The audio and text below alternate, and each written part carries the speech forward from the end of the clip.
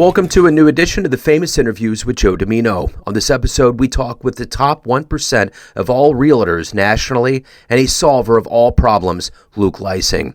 He is a Filipino-Canadian businessman from Toronto who started his real estate career at the age of 18. He is in the top 1% of all realtors nationally and is also the co-founder of Auto Vision GTA, an auto detailing business that services used car dealerships across the greater Toronto area. He started his real estate career at the age of 19 and networked his way to become the executive assistant for the CEO and founder of REC Canada. We get into a lot in this conversation. Enjoy this interview. Hey Joe, how are you? Oh, it's good. Yeah, I'm ready to go. New year, let's get after it. I'm ready. I love the energy. Everything is 34 reviews, all stellar reviews. I'm impressed. So great work. Well, thank you, man. I appreciate it. Yeah, and I love being in this community, and there's so many people and so many wonderful things going on, and I'm impressed with what you do. So thank you for the kind words. It's wonderful to meet you and to hop in here and talk with you. And what I want to do first and foremost is start off with the last couple of years have been kind of tumultuous with COVID, really rearranged a lot of it. How did you survive it, and how has it subsequently changed the way that you approach life and business now? So, COVID obviously was tough. So I'm based in Canada, so we've gone through a lot of lockdowns on and off. I think we were probably one of the countries that went through the lockdowns the longest. And what I did, right before COVID, I started my real estate career. And when I got licensed, I was 19. So it was I'm young, I'm new, no one really knows me, I have no clients, none of that stuff. And then 3, 4, 5 months later, we entered these lockdowns. So not only am I brand new to business, real estate, was already nothing to have, everything shuts down. I didn't have a job at the time, and then I picked up a role as an assistant to Jazz Takar, who at the time until now is a top 3 in the country for sales, commissions, et cetera, across all realtors in Canada. So, see, he's someone that guided me throughout COVID. He's someone, I dedicated my first year learning directly under Jazz as his mentee. He was my mentor. In exchange for that, I gave him my time, the typical story of the kid that was underpaid intentionally to learn from the top dog in the business. And then everything that I learned from year one with Jazz, I was able to implement in my own business, in my own real estate business. And, over the last couple of years through COVID and now even the recession that we're in, everything that I've learned is starting to pay off. So if I was to put you in front of a bunch of third graders at a career day and one of them looks up at you and says, "What is it that you do for a living?" how would you answer them? I would say, you see that condo building up there right next to your home or right across your school? Yeah, I sold those condos to people that want to live there. So let me ask you this. You obviously are very highly driven. I'm always very interested in how the business brain works because I tend to be more of a creative. And you have this level of you that has a fearlessness, and you're going in and you have a lot of ambitions. I can just tell by your bio and your pictures and what you do. And I'm curious, it all starts somewhere. We all have these seeds from our childhood. Talk to me a little bit about how your childhood worked and some of the formative moments that planted the seeds that have become who you are today. Yeah, I don't think there was one specific moment in my childhood that kind of, I can call it my pivotal moment in terms of, that made me so motivated to start doing this and doing that. I think I was always just genuinely uncomfortable with, the cards that I was dealt. So my parents came from the Philippines, late 90s, and I was born 2000. So I was actually born in the Philippines, but they're going back and forth between the Philippines and Canada. I moved to Canada when I was 8 months old, and for as long as I could remember, we never had 2 nickels to rub together, 2 pennies to rub together, just growing up in that typical environment, the not having much, immigrant parents, even till now, my parents still work their typical 9-to-5 jobs. I'm not in a position yet where I can retire them, but then that now is my current motivator. It's just okay, so now I've escaped this rat race myself at an early age, but I'm still uncomfortable with the fact that everyone around me is still in the rat race. Okay, that's my next goal. And even after that's done, in the next couple of years. I'm still sure that there's still something going to make me uncomfortable. I think it's just the fact that I've always been uncomfortable with the current set realities, and I think it's just like that inherent understanding that I know that we only get one shot at this, so let's see how far I can take this kind of thing. So the other thing that's very key to motivation and how we live our lives are like a role model or a hero. Who has been that for you? I think I never actually had a role model or a hero. I've actually always had a villain. And that villain was pretty much everything I didn't want to be. And I think the fear of that was the driving factor for me. So I couldn't imagine my life. I couldn't imagine being somebody that was tremendously overweight that never exercised. I exercised 5 times a week. I couldn't imagine myself being someone that had to struggle to pay bills. I went through that growing up as a teenager, and yes, I had some bills as a teenager.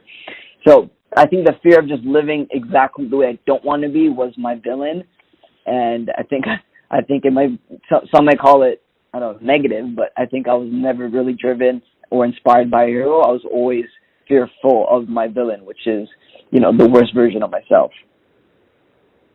I like that answer. It's very unique, and I've heard different incarnations of that, but it's totally true. Sometimes we're motivated by what we don't want to become, and I think that's an extreme motivator in itself. If you could meet anybody alive on the planet right now, who would you like to meet? Who would you like to talk to? Anybody alive on the planet? Am I going to get canceled for this? I'd say right now Andrew Tate. Yeah. I'd say right now Andrew Tate. I think he's a misunderstood man. He was recently arrested in Romania for alleged, human trafficking charges. I don't know if they're true or not. I don't know him personally, but I think apart from the so-called misogynistic things that he says, I think there's a lot of value he actually brings, which is why he does have a big following. So I'd like to pick his brain, not from a left-leaning or right-leaning perspective, just simply like, hey, tell me your story, tell me the truth, let's put all the propaganda and all the marketing tactics you have to the side. Like, just tell me what's really good. Like, he has a very unique perspective, and I think from a neutral standpoint, like if you approach it from a neutral standpoint, you can learn a lot from him. Yeah, I've heard people say Vladimir Putin, and it's not because it's politically motivated. I think sometimes we get anybody we see in the media, whether it's a celebrity or whoever, we get like this version, this sliver of who they actually are. And, it's always good when you can, which is a part of journalism in the media, is that you hope that you get a better picture of who these people are, but sometimes we just simply don't. Yeah. So, the other thing that's very key in all of our lives is art. We learned that over COVID, whether it was TV, movies, books, music, whatever it was. What has been the art for you in your life that has really been instrumental, or something you've come back to, something that's motivated you? No, I'd like to actually go the other way around it. When it comes to like mainstream type of music, I've actually stopped listening to that stuff. I found that a lot of the things that you hear in a lot of the rap songs and stuff like that you hear, it's a lot of garbage. On my way here, I was listening to some Frank Sinatra. I think that kind of stuff is more soothing to the soul.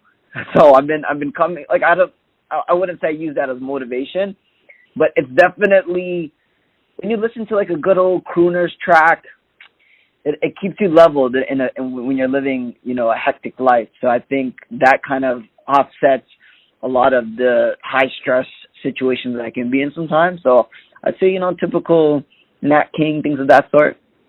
You're whistling up my avenue with jazz. In fact, this week on my show, I was just grooming it, and I used one of Sinatra's earliest tunes, Chicago. And I was hoping over this pandemic, people would revert back to a more aggro way of listening to music, jazz and some of the roots music, so to speak, of our culture. But, pop culture always seems to win one way or another. So, in all of the work that you've done, I'm curious, what has been one of the best client or fan responses you've gotten? I think the go-to thing people say is thank you for the amount of money that you've helped me make, because the type of client that I work with are investors. But I think apart from that typical response, something that caught me in my tracks was when someone said that I'm able to solve pretty much any problem. Like sometimes I have clients that have worked with me on a typical real estate transaction, and out of the blue they would ask me, for example, someone asked me today, do I know someone that can edit audio for music? And I said, it's so funny because I have people in my own family that shoot videos for musicians, things of that nature, to do all the audio editing, all of that stuff. And they're like, well, really, and they told me, like, listen, I know you're in real estate, but I figured I'd just ask you because I've been looking for someone over the last couple of months and no one's helped. But it's so funny that out of all people, you know someone that you can introduce me to. And that's what they said. And then they long story short, they were like, yeah, like I don't know how it is you know all these people, how you're so well connected, but I feel like anytime I have a problem, I can always come to you and you always have a solution for it.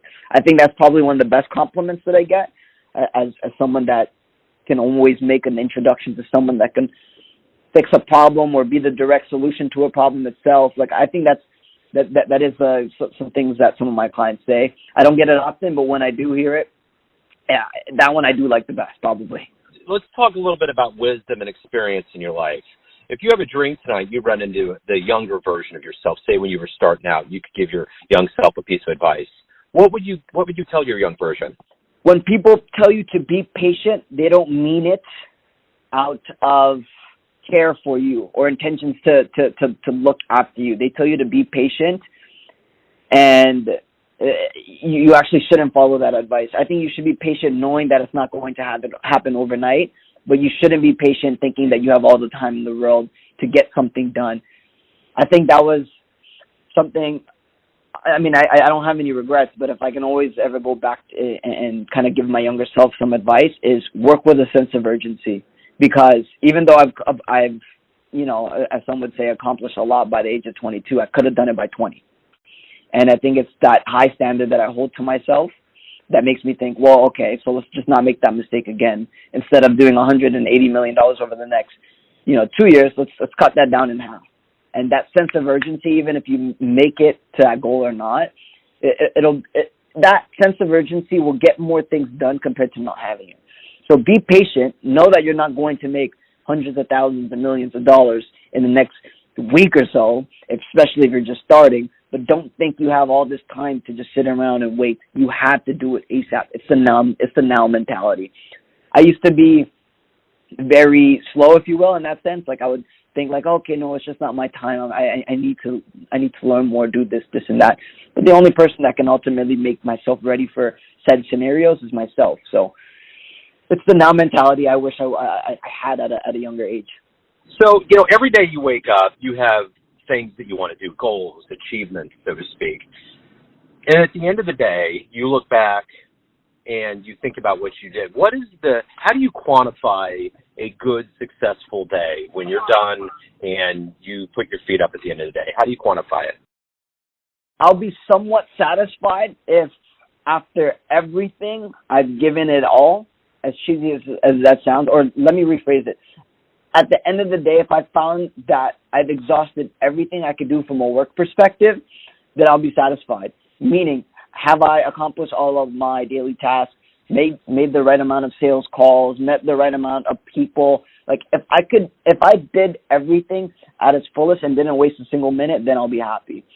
But if I can look back on my day and I notice, okay, so for a 30-minute window there, I was playing chess on my phone when I should have reduced that to 5 minutes as a quick break and went straight back to it. If I have that type of dialogue in my head, then I'm not that satisfied with myself. Like, going back to the now mentality, I hate wasting time. It's actually it makes me very anxious, to tell you the truth. So if at the end of the day I could look back and say, okay, I didn't waste that much time doing nonsense, having small chit chat, in the office that extended out, to 45-minute conversations, then I'm happy. Apart from that, there's not a specific metric in mind that I have, as long as I just don't waste too much time on some nonsense, especially like driving and spending a lot of time in traffic. That to me is another big pet peeve, because it's just a waste of time. I like to only move on the road whenever there's, when it's not during the rush hours, so I can get to my destination as quick as possible. yeah, I don't like to waste too much time. I like to make as many phone calls as I can while driving, obviously with Bluetooth connection. So in between destinations, at least I'm still making progress, connecting with people, things of that sort. So everyone out there has a perception or an idea of who they think you are, your family, your friends, your clients, but ultimately you control your life. What's your perception of you? Who do you think you are? I think I am someone with very high standards, and I think because of that, one of two things happen. One, the people around me start to feel that they don't want to spend too much time around me because they don't want to live up to those standards that I expect of others as well. Or some people are just like myself. They get so uncomfortable with the realities that they're in, and then they see someone that broke out of that, and then they better themselves. And to me, this is a great trade-off, because if the high stringent standards that I set on myself weed out people that don't have similar thought processes, then I don't want to spend too much time around these people anyway. I'll give you an example. My brother, about a year and a half ago, my younger brother, 2 years younger than me, was pretty much the villain that I described. Like, all he did was sit around, play video games. He never lifted a single weight his entire life. He was 205 pounds 6 months ago. Today he lost, over the last 6 months, he's lost 55 pounds. It's because when you hang around me, you start to feel a little bit insecure. So then he started to feel that, not in a negative way, like I'm being rude to him. It's just naturally, if you see someone that's constantly progressing in every metric, you're naturally going to want to do that to yourself. Otherwise, you feel, in a way, subconscious. It's just like, well, this guy's doing all this, and that. Him and we come from the same family. What's stopping him from doing that? And I couldn't be more proud of someone like my brother, because from someone that never lifted a single weight to his life to now lost 55 pounds over 6 months. He's a co-founder of one of my businesses with me now. He's never had a business before, and he's 20 years old. He now owns his first business. Some of the things that people would say is just like, well, it's very black and white. Some are probably going to say, well, that guy motivated me. And some people are going to be like, well, I don't like that guy because he's arrogant. I understand. I totally understand. So, Luc, tell me, if anybody out there wants to know more about you, your services, anything related to your world, where do they go? They can visit me at luclising.com. It's spelled LUCLISING.com. There I have a free newsletter where you can just get free advice from me. I don't sell anything. I don't sell courses. I don't sell training programs. The purpose of the conversations like these that I have, these podcast interviews, is that I'd like to just share my story. I'd like to build some credibility, and I'd like to establish a footprint online. I think we live in an attention economy. I think the more people that know about you, the better you can do. And I think that the more value that I can bring to conversations to, like, just like this, Joe, I think the more people can resonate with my message. So yeah, you can find me at luclising.com. There you can just connect with me, shoot me a message on Instagram. I'm probably most active on Instagram when it comes to messages and stuff like that, but my Instagram also is at Luc Lising. Perfect, man. Yeah, you're doing it the right way. I think this is kind of the modern version of therapy for all of us. I think it's a great way to connect, a great way to celebrate what we're all doing, and you're getting after it, and I appreciate you being open and honest, and good luck with everything. Have a great year, man. Yeah, thank you so much for having me, Joe. Thanks for tuning in to another famous interview with Joe Dimino, where we cover the world of art, literature, business, spirituality, music, and more from around the globe. If you want to hear more interviews, visit the Famous Interviews with Joe Dimino channel on YouTube and on Spotify and iTunes. Thanks again for listening, and until next time.